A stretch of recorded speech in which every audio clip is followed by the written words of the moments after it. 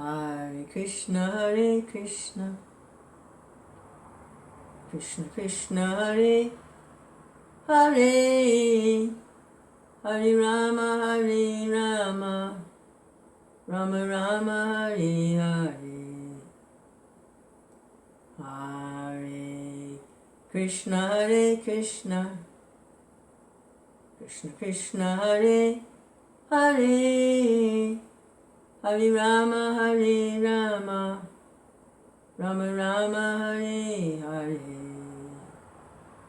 Hare Krishna, Hare Krishna, Krishna Krishna, Hare Hare, Hare Rama, Hare Rama, Rama Rama, Hare Hare, Hare Krishna, Hare Krishna, Krishna Krishna, Hare Hare, Hare Rama, Hare Rama, Rama Rama, Hare Hare, Hare Krishna, Hare Krishna, Krishna Krishna, Hare Hare, Hare Rama, Hare Rama, Rama Rama, Hare Hare. Reading from a biography of His Divine Grace A.C. Bhaktivedanta Swami Prabhupada by his disciple Satsvarupa Goswami. And it's 6 volumes, and it's a compilation of testimonies and histories and accounts given by various disciples and persons who had some direct contact with Bhaktivedanta Prabhupada when he was traveling and preaching in the late 60s and 70s. For 13 years he traveled and preached. So we read his childhood in Calcutta around the turn of the century, 1900s. And now it's chapter 2 about when he goes to college, his marriage, and his involvement in Gandhi's movement. So this is a statement by Prabhupada. He says, I joined Gandhi's movement in 1920 and gave up my education. Although I had passed my final examination, Bachelor of Arts, I gave it up and did not appear. So he didn't accept his diploma as a protest. In 1914, the war came, and many Indians enlisted in the fight on behalf of their ruler, Great Britain, this British occupation of India at the time. And Prabhupada's name, his birth name, he hasn't been initiated yet. His birth name is Abai Charan De. So Abai saw British airplanes landing on the racetrack in Maiden Park, and the newspaper told him of the war, but he was not directly affected. In 1916, he began college. There were 2 prestigious colleges in Calcutta, Presidency and Scottish Churches. Abai entered Scottish Churches College. It was a Christian school, but well reputed among the Bengalis, and many Vaishnava families sent their sons there. The professors, most of whom were priests in the Church of Scotland, were known as sober, moral men, and the students received a good education. It was a proper and respectable institution, and since it was in North Calcutta and not far from Harrison Road, Gurmohan could keep Abai at home.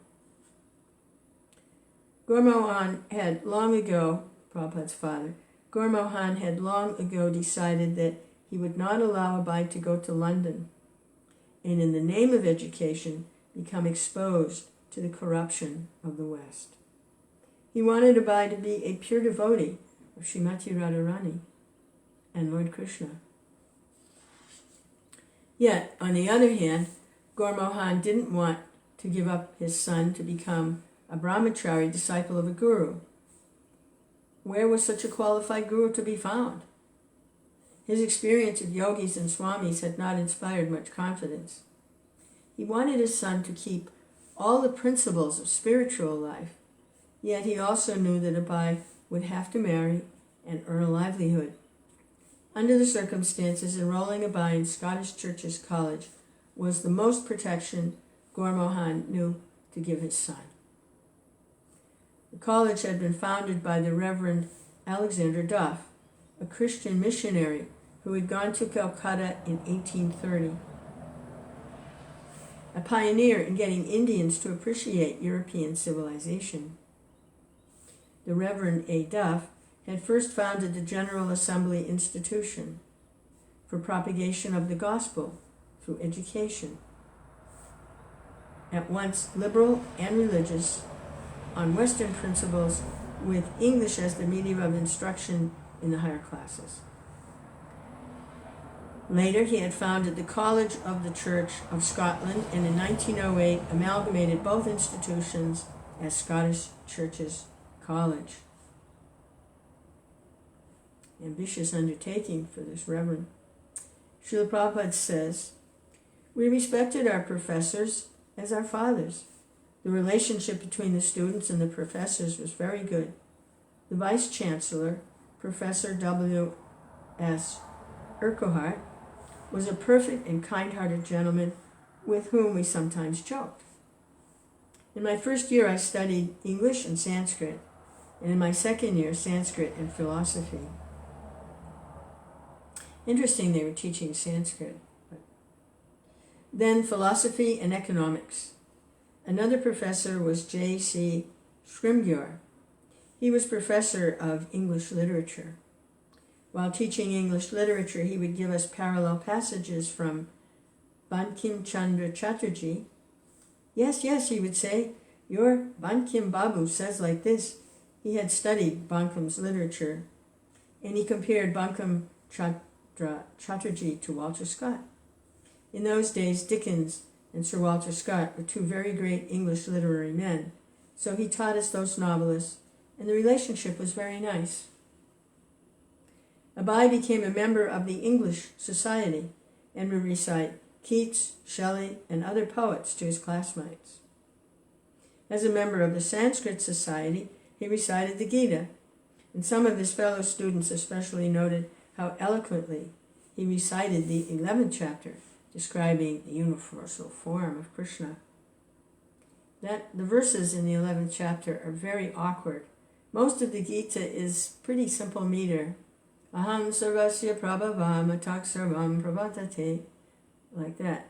But 11th chapter, where Arjuna is overwhelmed by the universal form of the Lord, the verses are, they're very difficult, at least for me. So Abai, his fellow students noted how eloquently he recited those verses in the 11th chapter. He also played soccer and took part in theatrics. So we can see how Prabhupada is being prepared very nicely for preaching in the West. He's seeing how to balance.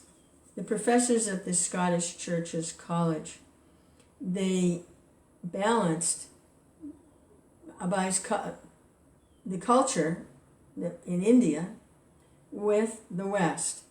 So Prabhupada, he was prepared nicely he didn't just speak English. He had this cultural, he was exposed to this balancing of these cultures in an atmosphere of respect. He really prepared him nicely. Later, his spiritual master noted that he's the one that's prepared to go and preach. he's equipped. Amrit Lal Bose, a famous organizer and director of theatre in Bengal, rehearsed Abai and a group of his classmates in a drama from the life of Lord Chaitanya. Since Chaitanya Leela was available in the public theatre for a half a rupee, Mr. Bose argued what was the need for an amateur production. And his answer was, they should appreciate your performance of Lord Chaitanya so much that after seeing it they will agree never to sin. So he was seeing the difference between a theatrical presentation for entertainment and a presentation with devotion in it that would actually move the hearts of the audience. The eminent director was volunteering his service and training these boys, but on one occasion they would not perform publicly unless he said the production was perfect. For more than a year, Abai and the others rehearsed the Chaitanya play. I wonder which pastime it was. Abai and the others rehearsed the Chaitanya play until finally the director allowed them to stage a public performance. Abai, playing the part of Advaita Acharya, noticed that many people in the audience were crying. So it was some pastime with Advaita Acharya. He noticed that many people in the audience were crying. At first he could not understand why, but then he realized that because the players had been well trained, and because they were sincere, the audience was moved. That was Abai's first and last dramatic performance. Abai's psychology teacher, Professor Urquhart, gave evidence that woman's brain weighed less than man's. He used to throw that out from time to time. The woman's brain has less substance in it. He would throw that out.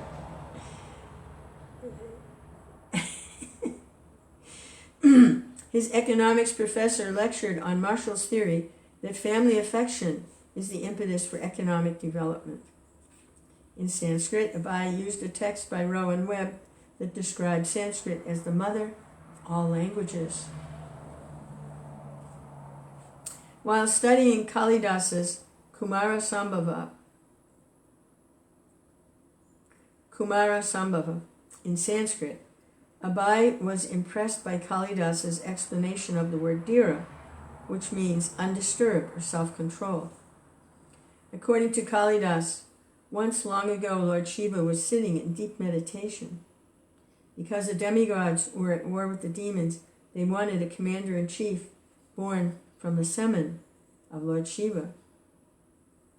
So the demigods sent a beautiful young girl, Parvati, to interrupt his meditation. Although Parvati worshipped Lord Shiva and even touched his genitals, he was not disturbed. His resistance to temptation was the perfect example of being dhira. Hare Krishna, Hare Krishna. As other British-run schools in India, all the European teachers at Scottish churches had to learn the local language. Once, Professor Urquhart walked past Abai and a group of students as they were eating some peanuts and talking together. One of the students, speaking in Bengali, made a joke at Professor Urquhart's expense. Probably about his name. Funny name, Urquhart. To their surprise, Professor Urquhart immediately turned to the jokesters and answered in Bengali, and Abai and the others felt ashamed. Bible study was compulsory. The Bible Society had issued each student a beautifully bound Bible, and each morning everyone gathered for scripture reading, prayers, and hymns. One of the professors criticized the Vedic teachings of karma and transmigration of the soul. In a court of law, one cannot be prosecuted for a crime unless there is a witness. Similarly, he argued, although according to Hindus the soul suffers in his present life for the misdeeds of his past life, where's the witness to these misdeeds? Abai was displeased to hear the criticism. and he knew how to refute it, but being only a student, he had remained silent. Socially, he was inferior, and a student had little scope to challenge a professor. But he knew that the professor's argument against karma was insubstantial. He knew there was a witness. There was a witness to that professor's statement also. Some of the students, having come to Calcutta from small villages, viewed the big city and the presence of so many Europeans with bewilderment and timidity. But to Abai, Calcutta and the British were not alarming, and he even held a certain fondness for his Scottish teachers. Although he looked up to them with a mixture of awe, distance, and some tension, he admired their moral uprightness and their gentlemanly, courteous behavior with the boys. They seemed to him kind-hearted.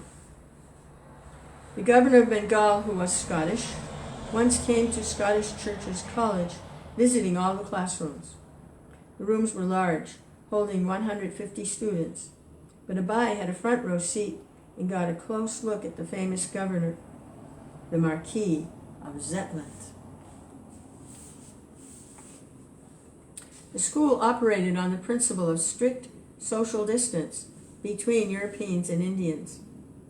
Even the Bengali faculty members, being of a supposedly inferior race, had to use a faculty lounge separate from that of the European professors. Because of the college syllabus was England's work in India, because part of the college syllabus was England's work in India by M. Ghosh. Okay, that's the name of a book. Okay.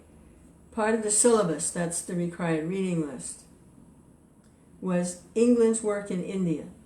That was on the reading list by M. Ghosh, an Indian. The book elaborately explained how India had been primitive before the British rule. Abai's economic professor would sometimes shout at his class when he became frustrated at their slowness. Addressing them as representatives of the whole Indian nation, he would say, "You should never expect independence. You cannot rule. You can only work like asses, that's all." A little abusive. College life was demanding. No longer was Abai free to spend hours before the deities of Radha and Govinda early in the morning. That had been a boyhood luxury. When he would daily pass hours in the Muluk's temple before the golden forms of Radha Govinda, watching the pujaris as they worshipped the deities with incense, flowers, lamps, musical kirtan, and opulent prasadam. As a child, he had played within the grassy compound of the temple, or watched the men cooking kachoris on the roadside, or bicycled or flown his kite with Baba Chirini. His life had always centered on his home at Harrison Road, his mother's talks, his father's worshipping Krishna. These scenes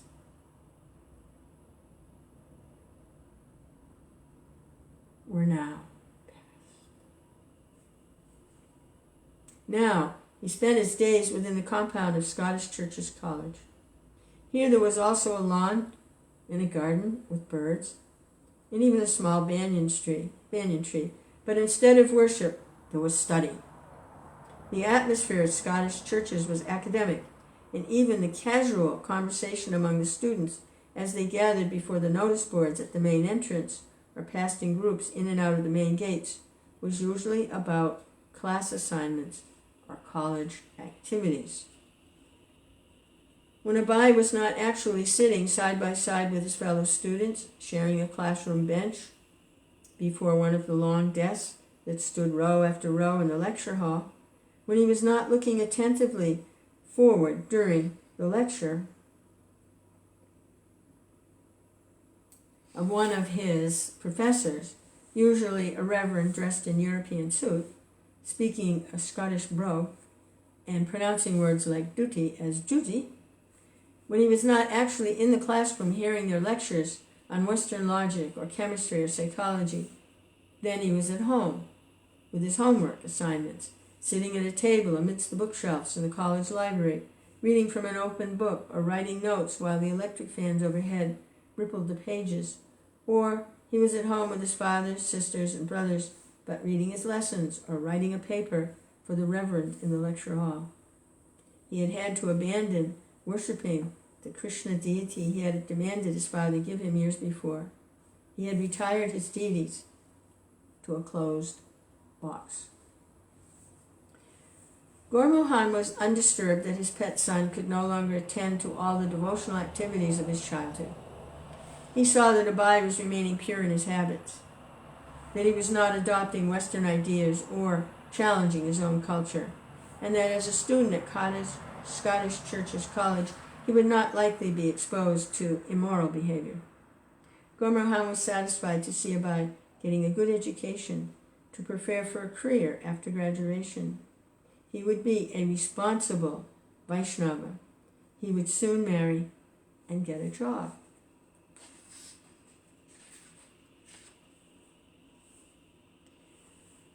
One of Abai's classmates and close companions was Rupendranath Mitra. Abai and Rupan would study together and sit side by side in the assembly hall during Bible class, uttering the compulsory prayers. Rupan noticed that although Abai was a serious student, he was never enamored of Western education or ambitious for scholastic achievements. Abai would confide to Rupan, "I don't like these things." And sometimes he spoke of moving away. "What are you thinking?" Rupan would ask, and Abai would reveal his mind. Rupan found that Abai was always thinking about something religious, something philosophical, or devotional about God. Abai studied the Western philosophers and scientists, yet they held no fascination for him. After all, they were only speculating, and their conclusions were not in the devotional mood and spirit of the Vaishnava training he had received from his father and the Vedic scriptures. The sudden access to the wealth of Western knowledge, which created in some an appetite to study deeply, and in others a desire to get ahead in the world through good grades and career, left Abai untouched. Certainly within his heart, he was always thinking of something religious, something philosophical or devotional about God. And yet, as a Scottish Church's college man, he gave his time and attention to academic life. One night after his first year of college, Abai had an unusual dream. The deity of Krishna his father had given him appeared to Abai complaining, "Why have you put me away in this box? You should take me out and worship me again." Abai felt sorry that he had neglected his deity, and he resumed his worship of Radha and Krishna at home, despite his assignments.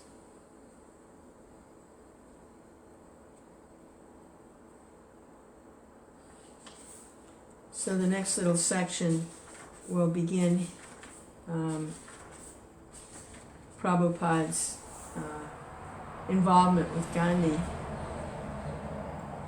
Hare Krishna, Gandhi's movement. Krishna Chaitanya, Prabhu Nityananda, Shri Advaita Gadadhar. Krishna. And read a little bit from Krishna book.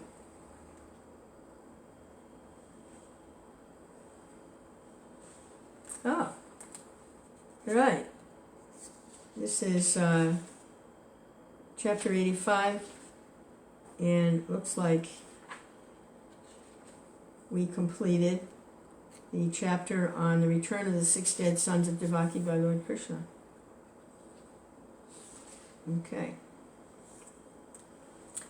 Shri Krishna Chaitanya Prabhu Nityananda Shri Advaita Gadadhar Shri Vasadi Gaur Bhaktivedanta Hare Krishna Krishna Krishna Hare Hare Hare Rama Rama Rama Hare Hare. So this is the summary study of the 10th canto of the Srimad Bhagavatam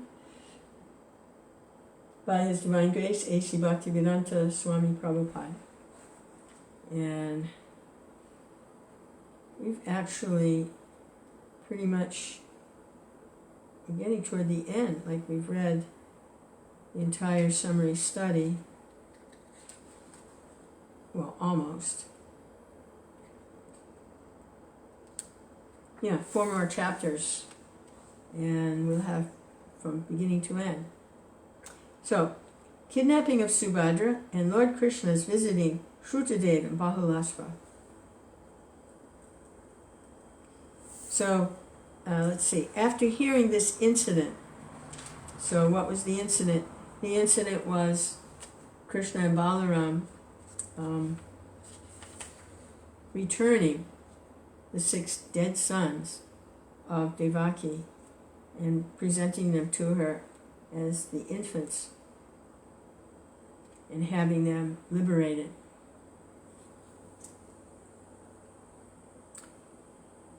So after hearing about that incident, King Parikshit became more inquisitive to hear about Krishna and his pastimes.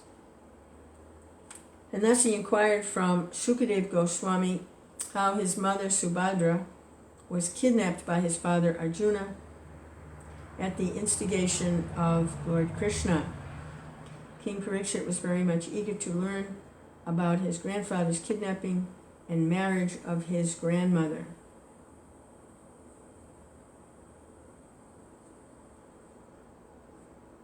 So Arjuna was married to Draupadi. Arjuna, all of the Pandavas, she had 5 husbands. They were all the brothers, shared her as their wife. So she was the wife of the 5 brothers, the queen. And Arjuna also took another, Bhima also took another wife that we know about, maybe more. And this was Arjuna kidnapped Subhadra, Krishna's sister. Thus Sukadeva Goswami began to narrate the story as follows. Once upon a time, your grandfather Arjuna, the great hero, was visiting several holy places of pilgrimage. And while he was thus traveling all over, he happened to come to the Prabhasa Kshetra. In the Prabhasa Kshetra, he heard the news that Lord Balaram was negotiating the marriage of Subhadra, the daughter of Arjuna's maternal uncle Vasudeva. Although her father Vasudeva and her brother Krishna were not in agreement with him,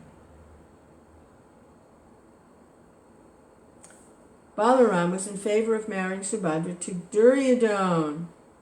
Ew, can't do that. Arjuna, however, desired to gain the hand of Subhadra. Although he thought of Subhadra and her beauty, as he thought of Subhadra and her beauty, Arjuna became more and more captivated with the idea of marrying her. And with a plan in mind, he dressed himself like a Vaishnav sannyasi, carrying a tridandi in his hand. The Mayavad sannyasis take 1 danda, or 1 rod, whereas the Vaishnav sannyasis take 3 danda, or 3 rods.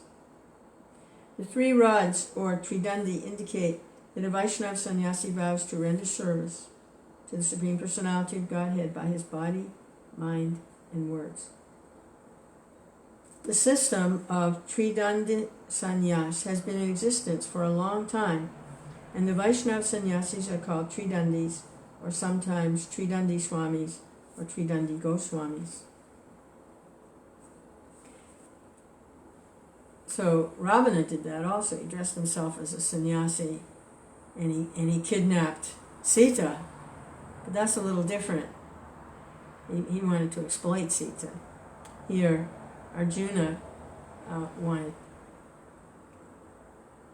to be the husband, the servant, the husband. Sannyasis are generally meant to travel all over the country for preaching work, but during the 4 months of the rainy season in India, from September through December, they do not travel, but take shelter in one place and remain there without moving. This non-movement of the sannyasi is called Chaturmasya Vrat. When a sannyasi stays in a place for 4 months, the local inhabitants of that place take advantage of his presence to become spiritually advanced. Arjuna, in the dress of a Tridandi sannyasi, remained in the city of Dwarka for 4 months, devising a plan whereby he could get Subhadra as his wife. The inhabitants of Dwarka as well as Lord Balaram, could not recognize the sannyasi to be Arjuna. Therefore, all of them offered their respect and obeisances to the sannyasi without knowing the actual situation.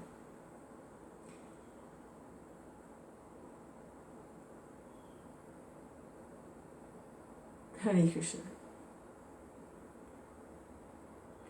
Arjuna did that to get Draupadi also. He went to her Swayamvara in disguise because he and his brothers were still having to abide by the punishment they received for the gambling match.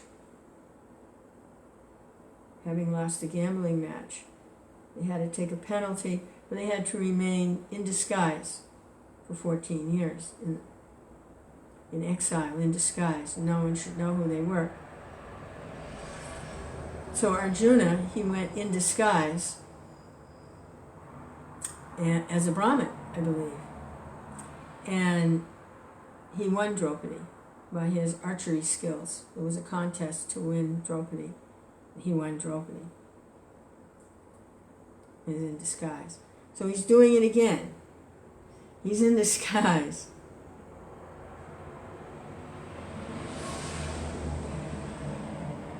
Arjuna got cursed, and he had to become Brihadnala for a year. He went to the heavenly planets. His father, he was born by mantra, from Indra by mantra. He went to his father to get some special blessings for the upcoming Kurukshetra. And one of the society women there took a liking to him, and she wanted to have an intimate relationship. And he said no. She became angry and she cursed him. He had to appear as a eunuch. For a year. So no one knew he was Arjuna. He was Brihannala, the dance teacher. Like an effeminate man. And for a year. So Arjuna has been through some stuff here. Hare Krishna. So now he's getting in disguise again, because he has to steal Subhadra from the plans of Balaram. He's plucky. He's plucky. One day, Lord Balaram invited this particular sannyasi to lunch at his home. Balaramaji was very respectfully offered him all kinds of palatable dishes, and the so-called sannyasi was eating sumptuously.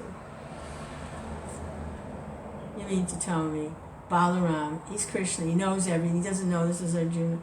Anyway, pastimes. While eating at the home of Balaramaji, Arjuna was simply looking over beautiful Subhadra, who was very enchanting, even to the great heroes and kings. Out of love for her, Arjuna's eyes brightened, and he began to see her with glittering eyes. Arjuna decided that somehow or other he would achieve Subhadra as his wife, and his mind became agitated on account of his strong desire. Arjuna, the grandfather of Maharaj Parikshit, he was from the union of Arjuna and Subhadra, the grandfather and grandmother of Maharaj Parikshit, was himself extraordinarily beautiful, and his bodily structure was very much attractive to Subhadra. Subhadra also decided within her mind that she would accept only Arjuna as her husband. As a simple girl, she was smiling with great pleasure looking at Arjuna. Thus Arjuna also became more and more attracted by her. In this way, Subhadra dedicated herself to Arjuna, and he resolved to marry her by any means. He then became absorbed 24 hours a day in the thought of how he could get Subhadra as his wife. He was afflicted with the thought of getting Subhadra and had not a moment's peace of mind. Okay, here's another one. Once upon a time, Subhadra, seated on an elephant, came out of the palace fort to see the gods in the temple. Arjuna took this opportunity, and with the permission of Vasudeva and Devaki, he kidnapped her. They also didn't want Balaram to marry Subhadra to Duryodhana. After getting on Subhadra's chariot, he prepared himself for a fight. Taking up his bow and holding off with his arrows the soldiers ordered to check him, Arjuna took Subhadra away. While Subhadra was thus being kidnapped by Arjuna, her relatives and family members began to cry. But still he took her, just as a lion takes his share and departs. When it was disclosed to Lord Balaram that the so-called sannyasi was Arjuna, and that he had planned such a device simply to take away Subhadra, and he had actually taken her, he became very angry. Just as the waves of the ocean become agitated on a full moon day, Lord Balaram became greatly disturbed. Lord Krishna was in favor of Arjuna. Therefore, along with other members of the family, he tried to pacify Balaram by falling at his feet and begging him to pardon Arjuna. Lord Balaram was then convinced that Subhadra was attached to Arjuna, and he became pleased to know that she wanted Arjuna as her husband. The matter was settled, and in order to please the newly married couple, Lord Balaram arranged to send a dowry consisting of an abundance of riches, elephants, chariots, horses, servants, and maidservants.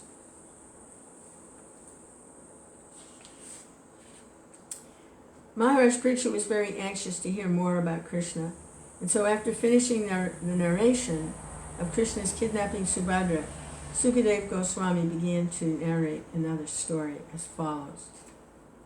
So there's going to be, now I'm going to talk about something else that happened in Dwarka, and we can save that for next time. Hare Krishna, Krishna Krishna. That's the plan anyway. Hare Rama, Rama Rama, Hare Hare.